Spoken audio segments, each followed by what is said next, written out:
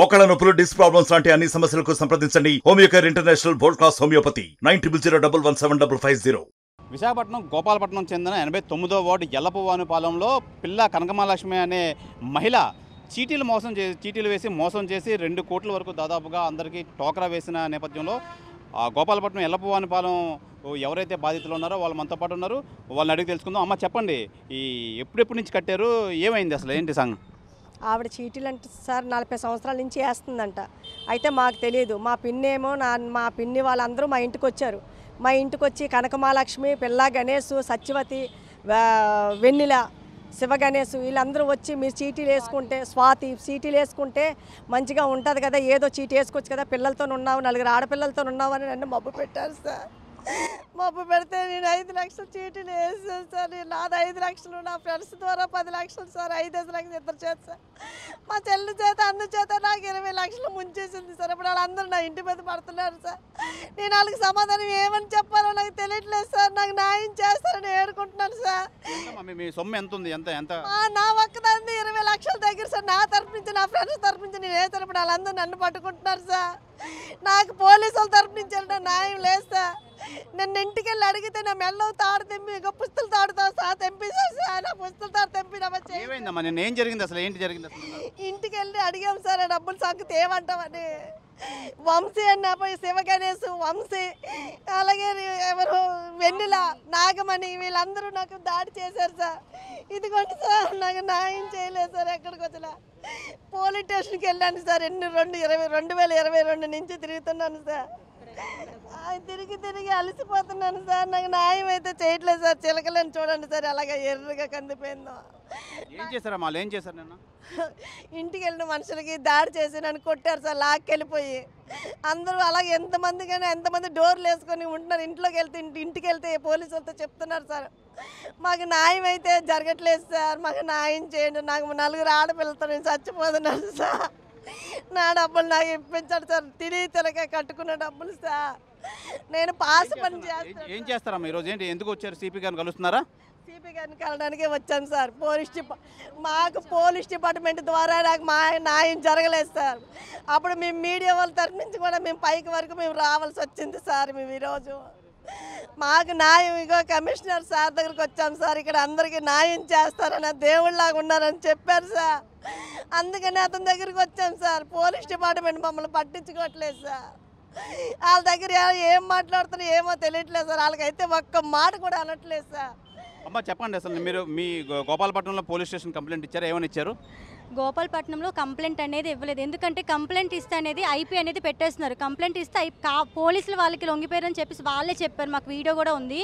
వాళ్ళు ఏం చెప్పారంటే, కనకమహాలక్ష్మి వాళ్ళు మేము సీఏకి డబ్బులు ఇచ్చాం, ఎస్ఐకి డబ్బులు ఇచ్చాం, మీరు ఎవరిని పిలిపించుకోండి, మాకు ఇలాగే అన్నారు, బూతులాడి మాకు ఏగా పేకలేరు అని చెప్పేసి అన్నారు. మేము పోలీస్ స్టేషన్కి వెళ్ళి మాకు ఏమి న్యాయం జరగట్లేదు. మా మమ్మీ నాకు 3 అక్క చెల్లెలు ఉన్నారు. నేను రఘు కాలేజ్లో చదువుకున్నాను. నేను కాలేజ్ మాని ఇవన్నీ చేశాను. ఇవన్నీ జరుగుతుంది, ఒక 3 ఇయర్స్ నుంచి జరుగుతుంది.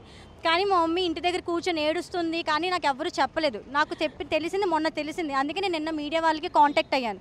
కాంటాక్ట్ అయిన తర్వాత మీడియా వల్ల మీడియా అసలు నాకు తెలిసింది 4 ఉన్నారని మాకు తెలుసు. మీడియా వచ్చిన తర్వాత 75 మంది, 80 మంది, 90 మంది ఇలాగ చాలా మందికి ఆవిడ ఇలా డోకరా ఇలా పెట్టేసిందని చెప్పేసి తెలిసింది.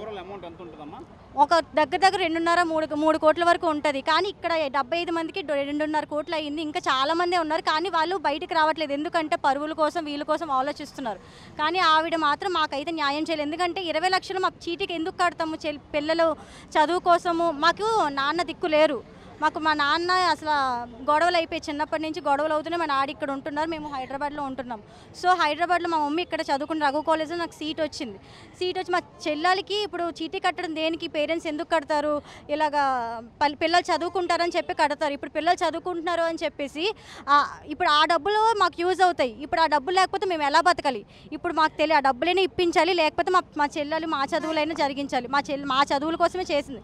మా చెల్లెలు చదువులు మా చదువులు జరిగించాలి. ఇంకొకటి ఏంటంటే, పోలీస్ స్టేషన్లో పోలీసులు అందరూ మీ అందరికీ తెలుసు, పోలీస్ స్టేషన్లో కేసు పెడితే మాత్రము అస్సలు వాళ్ళు 10 సార్లు తిప్పిస్తారు. కానీ న్యాయం అంటే జరగదు. 10 సార్లు తిప్పిస్తారు, కోర్టులు తిప్పిస్తారు, అన్నీ చేస్తారు. లాస్ట్కి ఐపీ పెట్టేస్తామని చెప్తారు. అందుకే మేము కేసు పెట్టలేదు. అందుకే ఇక్కడ సిపి సార్ దగ్గరికి అయితే వచ్చాం. న్యాయం ఎలాగైనా జరగాలి. చంద్రబాబు నాయుడు గారు, పవన్ కళ్యాణ్ గారు మీ దృష్టికి ఎలాగైనా చేరాలని మేమైతే కోరుకుంటున్నాం. Thank you sir. అమ్మ చెప్పండి, ఎంత కట్టారు మీరు? ఎప్పటి నుంచి కట్టారు ఈ చీటీ? 4 లక్షలు కట్టాం సార్. నాది మా బామ్మరిది ఇద్దరిది కలిపి 4 లక్షలు కట్టాము. ఆల్రెడీ పోలీస్ కంప్లైంట్ అయితే ఆవిడకి ఇచ్చాము. 6 నెలల కిందట ఇచ్చాము. జనవరిలో ఇస్తానని ఒప్పుకుంది, ఇవ్వలేదు. మళ్ళీ జనవరిలో పిలిపిస్తే మార్చి ఎండింగ్కి ఇస్తా ఉన్నది, ఇవ్వలేదు. మార్చి ఎండింగ్ కూడా పిలిపించారు, ఇవ్వలేదు సార్. అది అమ్మా ఇవ్వలేదు సార్. మేము చాలా కూలి పని చేసుకొని బతికేవాళ్ళం సార్. మాకు ఉండడానికి ఇల్లు కానీ నడపడానికి బండి కానీ మాకంటూ ఏమీ లేదు సార్. మాకు ఇంకా 2 పిల్లలు ఉన్నారు. స్కూల్ ఫీజులు ఇవి అవి మేము కట్టుకోలేని పరిస్థితుల్లో ఉన్నాం సార్. మాకు ఎలాగైనా న్యాయం జరగాలని సార్ న్యాయం చేస్తారని వచ్చాం సార్. మాకు ఎలాగైనా న్యాయం చేయాలి సార్. మేము చాలా కూలి పని చేసుకున్నాం. హార్డ్వేర్ షాప్లో సేల్స్మెన్గా చేస్తున్నారు సార్. మాకు న్యాయం చేయాలి. మేము కష్టపడి రూపాయి దాచుకొని వాళ్ళ దగ్గర కట్టి మేము బాధపడతాం సార్. మేము డబ్బులు అడగడానికి వెళ్ళినప్పుడు కూడా మేము ఉరేసుకుంటాను, నేను చచ్చిపోతాను, నేను తలుపు వేసేసుకొని లోనికి వెళ్ళిపోయి రంగ చేసి మా మీదే తిరిగి కేసు కంప్లైంట్ ఇచ్చింది సార్. స్టేషన్కి వెళ్ళి సార్ పిలిపించారు. మేము వెళ్ళాము. వెళ్తేనేమో 2 నెలలు ఇస్తాను, 4 నెలలు ఇస్తాను, 6 నెలలు ఇస్తాను అని చెప్పి మేము మమ్మల్ని పోలీస్ స్టేషన్కి 6 నెలలు పట్టించి తిప్పుతుంది సార్. మాకంటూ న్యాయం జరగలేదు సార్. మాకు న్యాయం చేయాలి సార్. మేము చిన్నపిల్లలతో ఉన్నాం. మాకంటూ వైజాగ్లో మాకు ఏమీ లేదు సార్. మేము అద్దుకుంటున్నాం. మేము అద్దెలు కూడా కట్టుకోలేని పరిస్థితిలో ఉన్నాం సార్. మాకు న్యాయం చేయాలి. మాకు న్యాయం చేయాలి సార్, అంతే. అమ్మ చెప్పండి, మీరు ఎంత కట్టారు? ఎప్పటి నుంచి చీటీ కడుతున్నారు? మా అత్తగారు గత 20 సంవత్సరాల నుంచి కడుతున్నారండి. ఆవిడ చాలా నమ్మకం. మా అత్తగారు 20 సంవత్సరాలు బట్టి కడుతున్నారు ఆ చీట్లు మాత్రం. ప్రతిసారి కూడా మా అత్తగారు ఆవిడ నమ్మి కట్టడం జరుగుతుంది, ఇవ్వడం జరుగుతుంది. కానీ ఏం జరిగిందో తెలియదండి. 5 లక్షల చీటీ వేసామండి, 2 లక్షల చీట్లు 2 వేసామండి. 5 లక్షల చీటీ మొత్తం అయిపోయింది, కానీ అది ఇవ్వలేదని 2 లక్షల చీట్లు 6 నెలలు కట్టామండి. ఇంక ఈ చీటీ ఇవ్వలేదు, ఇంకా ఆ చీటీ ఎందుకని కట్టడం మానేసామండి. ఆ అత్తగారు కొంచెం మేము కూలి పని చేసుకునే వాళ్ళమండి. మా అత్తగారు కట్టిన డబ్బులు మాకు ఆధారం. ఆ డబ్బులు వస్తాయి, పిల్లలు చదువులు పనికొస్తాయని మా అత్తగారు దాచిన డబ్బులు అండి అవి. ఆ డబ్బులు కూడా లేకుండా అయిపోయాయండి. ఎన్నిసార్లు ఫోన్ చేసి అడగడం జరుగుతుంది, ఇంటికి వెళ్ళి అడగడం జరుగుతుంది, మా ఆయన గారు అడగడం జరుగుతుందని. కానీ ఇస్తాను రా అని చెప్పడం జరుగుతుంది, కానీ ఇవ్వడం కనబడలేదండి. ఆ డబ్బుల మీద మా పిల్లలు భవిష్యత్తు ఆధారపడి ఉండదండి. ఇప్పుడు వచ్చి 1 రూపాయి కూడా ఇవ్వడం జరగలేదండి అందులోని. కనీసం మీరే మార్గం చెప్తారని కమిషనర్ ఆఫీస్కి రావడం జరిగిందండి. కమిషనర్ గారు ఏదో మాకు మేలు చేస్తారని ఆశిస్తున్నామండి. దాని గురించి. అమ్మా ఏం పేరు? మీరు ఎంత కట్టారు? మీరు? నా పేరు లత. నేను 6 లక్షల చీటీ వేసాను. 6 లక్షల చీటీ వేసాను. నా కూతురు పెళ్లి కోసం అని వేసుకున్నాను. పెళ్లి సంబంధం కుదిరింది. పెళ్లి చేసుకోవాలి, మా అమ్మాయికి డబ్బులు కావాలి అని అంటే లాస్ట్ వరకు ఉన్నామండి. మేము 6 లక్షలు కట్టిస్తాము. లాస్ట్ వరకు ఉన్నా పెళ్లి చేయాలి, నాకు డబ్బులు కావాలంటే ఇస్తాను అయితే పెళ్లి చేయనిది. లాస్ట్కి నేను అప్పులు చేసుకొని పెళ్లి చేసుకున్నాను. అక్కడ వడ్డీలు కట్టలేకపోతే నాకు డబ్బులు కావాలంటే నీ మీద ఐపీ పెడతాను, నువ్వేం చేసుకుంటావు చేసుకో, మా ఇంటికి రావద్దు అని అన్నదండి, అని బెదిరించిందండి. ఏం చేసేస్తుంది మా మీద, పిల్లకి పెళ్ళోడు చేసాము, అప్పులు చేసాను, నేను వడ్డీలు కట్టలేకపోతున్నా, కావాలి అని అన్నే సరే మా మీదే తిరగబడ్డది. నువ్వు ఇలాగ వచ్చావంటే నీ మీద ఎన్నో కేసులు పెడతాను అని చెప్పిందండి. అందుకని మేము ఈ సార్ దగ్గరకు వచ్చి మాకు న్యాయం చేస్తారని కమిషనర్ న్యాయం దగ్గరికి వచ్చాము. ఇక్కడికి వచ్చి మాకు న్యాయం జరుగుతుందని మేము ఇక్కడికి వచ్చాము. మాకు న్యాయం కావాలి, ఎలాగైనా సరే మేము ఇక్కడ వదిలి వెళ్ళము, మేము ఇక్కడే ఉంటాము. మాకు న్యాయం కావాలి, వాళ్ళు పిలిపించి మాకు ఏదో ఒక న్యాయం కావాలి. మాకు న్యాయం చేస్తారని నమ్మకంతో అక్కడి నుంచి ఇక్కడికి వచ్చామండి. మాకు న్యాయం కావాలి. చెప్పండి అమ్మా, వీళ్ళంతా ఏంటి లిస్ట్ ఏంటి? వీళ్ళందరూ బాధితులే సార్. వీళ్ళందరికీ ఎంతమంది ఉన్నారు?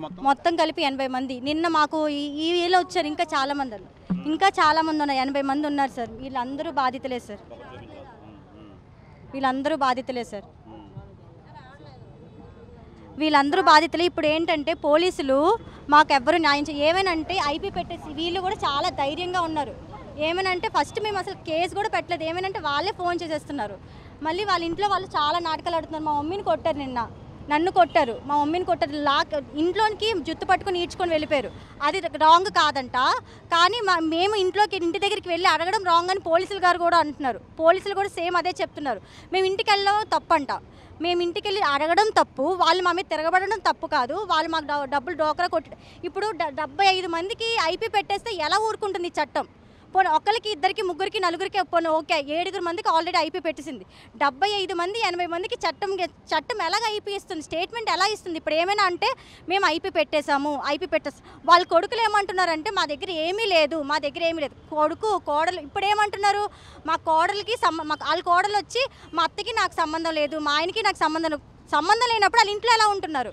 ఒకే ఇంట్లోని మొత్తం ఫ్యామిలీ మొత్తం ఎలా ఉంటారు, ఆ నాగమణి కానీ, స్వాతి కానీ, వెన్నెల కానీ, ఆ శివ గణేష్ కానీ, ఇంకా వంశీ గారు. వంశీ అయితే నిన్న ఎందుకు వచ్చాడు, మా రిలేటివ్స్ అని వచ్చాడు, మరి అప్పు తీర్చేయచ్చు కదా, వచ్చినప్పుడు అప్పు తీర్చేయాలి. సో ఇంకా మాకు న్యాయం జరగాలనే కోరుకుంటున్నాం. ప్రధానంగా చెప్పండి, మీకు ఎలా న్యాయం కావాలి? మీరు సిపి గారిని ఏం వేడుకుందాం అనుకుంటున్నారు? మేము సిపి గారిని అయితే వేడుకుంటాం సార్. మాకైతే నాకు 4 ఆడపిల్లతో ఉన్నాను సార్. నేను 20 లక్షల రూపాయలు నష్టపోవాలంటే నా జీవితంలో నా బిడ్డలకి ఇప్పుడు ఏది ఆదరణ ఉంది సార్. నా 3 బిడ్డలు ఇంటర్ చదువుతున్నారు. నా పెద్ద బిడ్డ అయితే ఇప్పుడు బీటెక్ సెకండ్ ఇయర్కి వచ్చింది. ఈ బిడ్డల కోసం బయటికి పంపించారని నేను ఎన్నో కలలు కంటున్నాను సార్. ఇప్పుడు నా బిడ్డల చదువులు, నా 4 ఆడపిల్లల చదువులు నేను ఏం చేయాలనుకుంటున్నాను? నాకేం చేస్తారో న్యాయం చేయండి పవన్ సార్. అలాగే చంద్రబాబు సార్, నాకు న్యాయం కావాలి. నేను కమిషనర్ గారి దగ్గరికి అందుకే వచ్చాను, అతను చేస్తారని తెలిసింది వచ్చాను. ఈరోజు మీడియా దించడం కారణం కూడా అదే సార్. నాకేమి తెలియదు సార్. అయితే ప్రధానంగా ఈ గోపాలపట్నం ఎల్లవానిపాలెం 89వ వార్డు ప్రజలంతా చీటీలు కట్టి మోసపోయారు. వీళ్ళు ప్రధానంగా వీళ్ళు ఏం చెప్తున్నారంటే, స్టేషన్కి వెళ్తే ఎఫ్ఐఆర్ ఫైల్ చేస్తే వాళ్ళు ఐపీ పెట్టేస్తారు. ఐపీ పెట్టేస్తే కోర్టులో ఇది తేలని విషయం, మేమంతా డబ్బులు కట్టి మోసపోతాం, మాకు అవసరాలు కొట్టి మేము పేద మధ్యతరగతి ప్రజలంతా కష్టపడి కూలీ నాలి చేసుకొని డబ్బులైతే చీటీలు కట్టాం. కానీ వీళ్ళేమో ఇప్పటికి కట్టట్లేదు, వెళ్ళి అడిగిన వాళ్ళందరినీ తిరగబడి కొడుతున్నారు.